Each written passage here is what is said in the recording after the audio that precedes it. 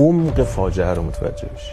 آلودگی هوای تهران با 15,000 میلیارد تومان طی 4 سال رفع میشه.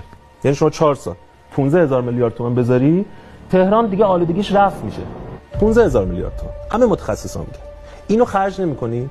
متخصصا میگن $1 اگه بذاری آلودگی هوا رو کم کنی، نکنی، $1 خرج آلودگی هوا نکنی، $100 باید تو درمان مردم مریض میشن خرج کنی.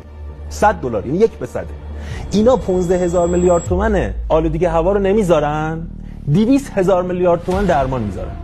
یعنی بهداشت رو رها کردن، مردم بذار مریض شن. مردم بذار مریض شن. خب بجاش هر چی میدونیم بودجه درمان زیاد کنیم. چرا؟ چون این بودجه درمان میره تو جیب یک عده مشخص. 80,000 میلیارد تومان شما چجوری مالیات میدید؟ چون سیاستگزاران حوزه درمان تو مجلس هم پزشکن، تو دولت هم 3,000 پزشک مسئول وزارت درمانن. اینا حاضرن 200,000 میلیارد تومان پول مملکت که 80,000 میلیارد تومانش اوت پاکت مردم، یعنی از جیبشون میدن، مردم بدن، ولی آلودگی هوا درست نشه. آلودگی هوایی که بیشترین کشته‌هاش در تهران بچهای زیر 10 ساله.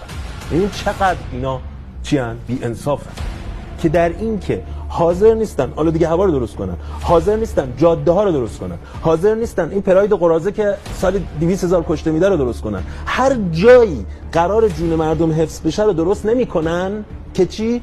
که ما مریض بشیم بریم اونجا پول قرص دارو بدیم. اون وقت تو داروش هم مافیا درست میکنن، سود میبرن، تو درمان و بیمارستان خصوصیش هم سود میبرن، تو پزشکیش هم سود میبرن.